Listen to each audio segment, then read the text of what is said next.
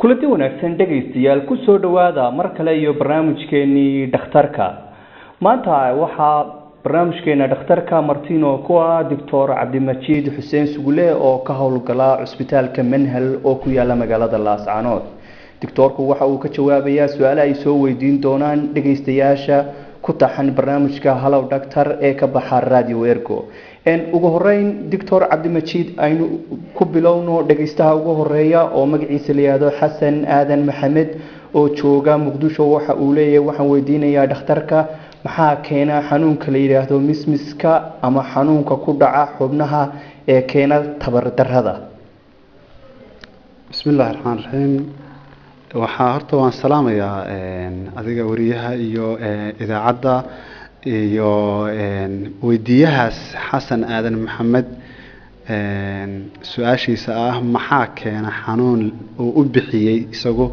mismis uuna sii raaciyey inuu yahay xanuun keena tamar darro horta mismisku axmedow ninka xasanow ma aha xanuun qoran oo waxa weeye diiwaan gashan waxaan laga yaabaa in deegaankaaga ama meesha aad degan tahay loo yaqaano runtiina magacaasi magac aniga aan la kulmay ma aha ka xanuun ahaan qodobka labaad waxa weeye bal haddii aan isku dayo qofka guud ahaan maxaa daciifin kara qofka da jirkiisu waa wax isku xidhan oo waxa weeye nafaqadiisa iyo hadduu waxa weeye uu tamar dhigo macnihii qofkaas waxa weeye nafaqa ahaan waa laga yaabaa in dhibaato u hayso waa laga yaabaa in xanuun uu hayo oo qofka jirkiisa haddii uu xanuunsado uu tamar dhigaya marka mismisku haddii uu yahay xanuun waxaa fiicnaan lahayd in aan xasan dib ugu celino oo uu soo caddeeyo xanuun tilmaamahee leh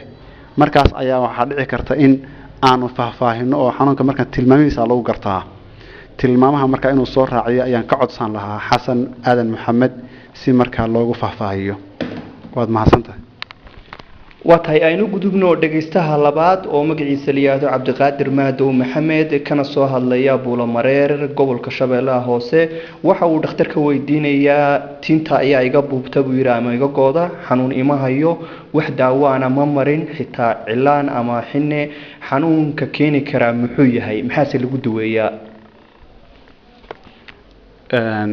guud ahaan ninka la yiraahdo cabdiqaadir maadow su-aashaas waa su-aal muhiima caadi ahaan waxaa jirta in qofka ninka ragga ah timuhu waqtiyada ka mid ah ay ka buubaan ama ka diirmaan oo uu bidaar yeesho waxaana laga yaabaa arrintaas inay iska tahay arrin caadi ah oo uu hidaysanayo oo tilmaamaha ka mid a sida aad u dheer tahay ama aad u gaaban tahay ama aad u madowdahay ama aad u cas tahay waxay noqonaysaa tilmaamaha ka mid oo waxa weeye ku jirta jiinkaaga ama hiddasidahaaga waxa loo yaqaano taas waa midda labaad waxaa dhici karta inay tahay cillad jirta oo waxa kan vitamins baa jira proteins baa jira waxa weeye ama maadooyin jirka ku jira oo keena tintu inay adkaato oo waxa weeye ay noqoto mid sal adag ku taagan oo aan si fudud u diirmin marka haddii qofkaasi ay jiraan waxa weeye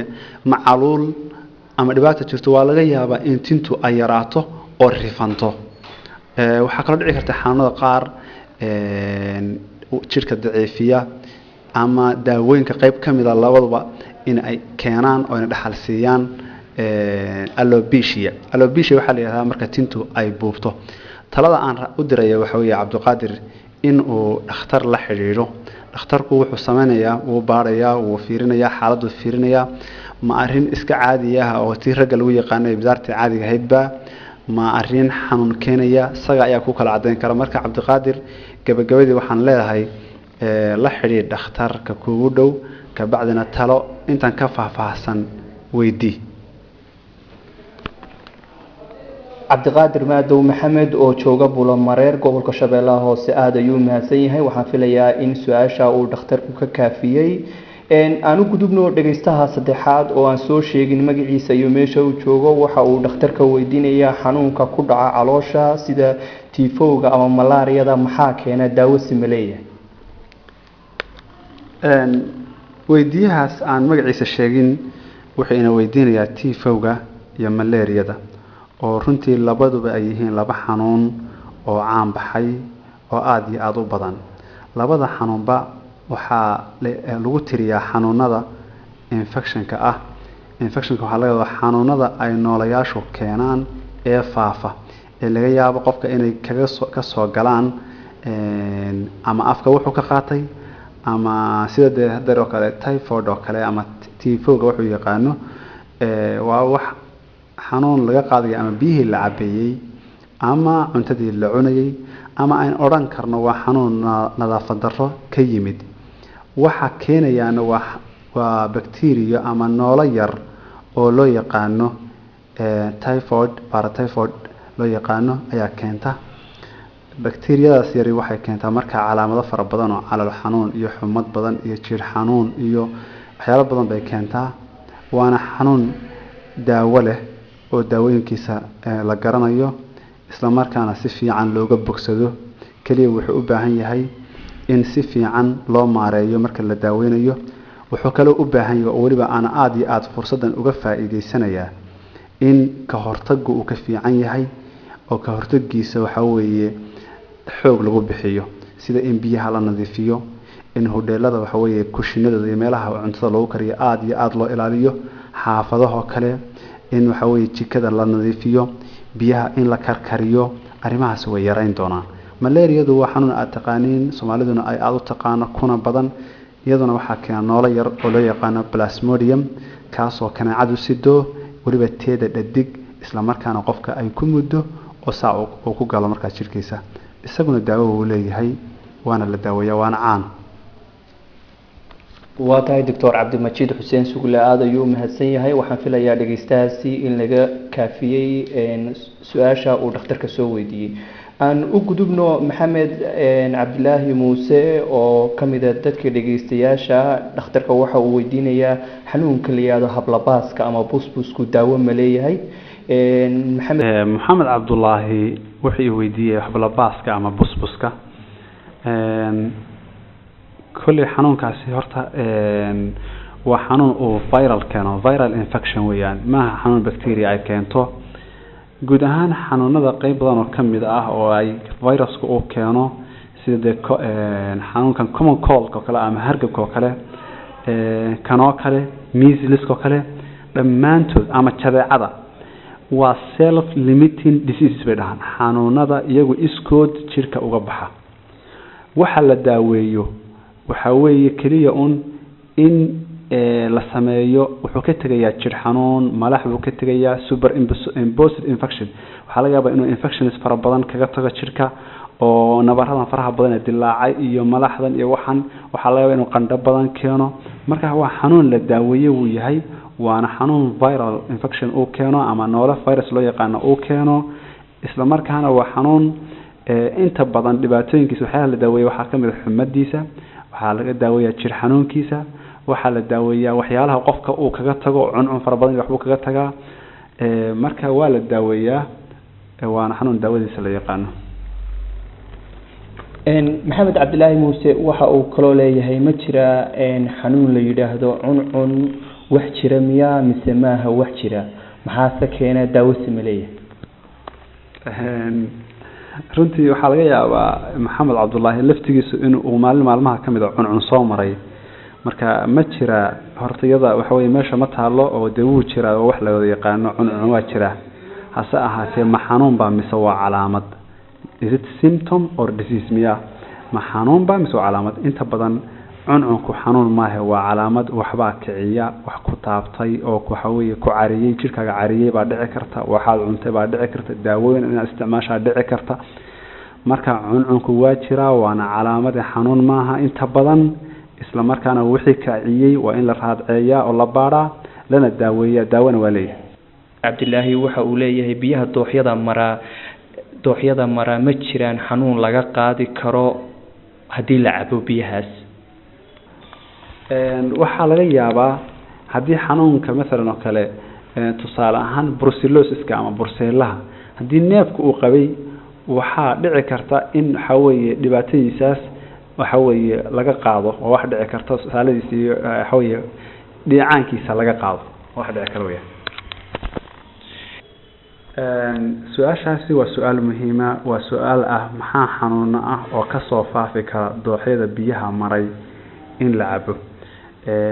runtiina waxa weeye xanuuno badan baa laga qaadi karaa oo waxa weeye shubankii iyo koleerihii iyo typhoid hadda la weydiinayay iyo dhammaan sababtoo dooxyadu ama togago ama meelaha laagaha ay biyuhu maraan waa meelaha hadi goor dadku ay u saxara tagaan oo fadhiistaan gaar ahaan tuulooyinka iyo meelaha aan musqulaha lahayn. isla markaana xitaa marka aynu cilmi ahaan fiirinayno aad iyo aad ayaa waxa weeye dadku uga digaan qolada public health oo ka shaqeysa fayadhowrka caafimaadka iyo qofku in xanuunka uusan waxa weeye soo haleelin. waxay ku talinayaan in dhulkaas lagana ilaaliyo wasakhda biyuhu soo marayaan ee dhudhubta si aan xanuuna looga qaadin. rasuulku kaleey salaatu wasalaam wuxuu ina amray in dhulkaas oo kale lagu saxaroon meelaha biyuhu maraan, meelaha jidka dhirta la fariisto, goobaha la isugu imanayo in wasakhda guud ahaan laga ilaaliyo. waana qayb weyn oo aad iyo aad u muhiim ah oo aan uga faa'iideysanayo bulshadu inay ka ilaaliso wasakhda goobaha noocaas oo kale ee hadhow biyuhu soo marayaan. dooxu iskiisa waxba uma qabo oo ka doox ahaan iskiisa wax uma qabo, wixii yaala buu soo qaadaya. marka haddii ay wasakhi taalo waa laga qaadaya.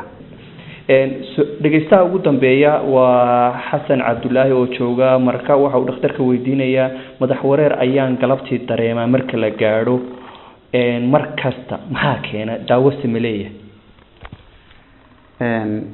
ninka leeyahay xasan cabdullaahi madax wareerka ka cabanaya runtii madax wareerka xanuunka madax wareerka ama madax xanuunka guud ahaan waa wax macnaheedu xanuuno badan ay keeni karaan.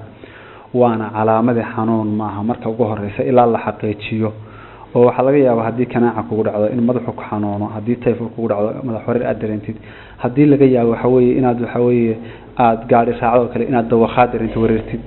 marka casarkii xanuun ku gaar aniga ogaanshiyahayga ma jiro waana wax dhici kara. hase ahaatee waxaan kula talin lahaa si xanuunkiisa loo raaco ninka leeyahay xasan cabdullaahi inuu isku dayo inuu dhakhtar qaabilo. maxaa yeelay waxa laga yaabaa inuu dhiikar leeyahay baa dhici karta oo ay uu madax xanuun ka keenayo. waxaa dhici karta inuu problem ka haysto indhaha oo madax xanuun ku keeni karo. waxaa dhici karta inuu leeyahay waxa la yiraahdo malaria jirto oo casarkii intuu xumadoodo ay madax xanuun ku keento oo wareer ku keento. waxaa dhici karta in madax xanuun iyo dawaqaad uu ku yeesho problemkana uu yahay ama ciladu ay tahay arrin dhagaha oo dhaguhu waxay keenaan marka qaar kood hadii waxa weeye inuu wareer qofku sameeyo.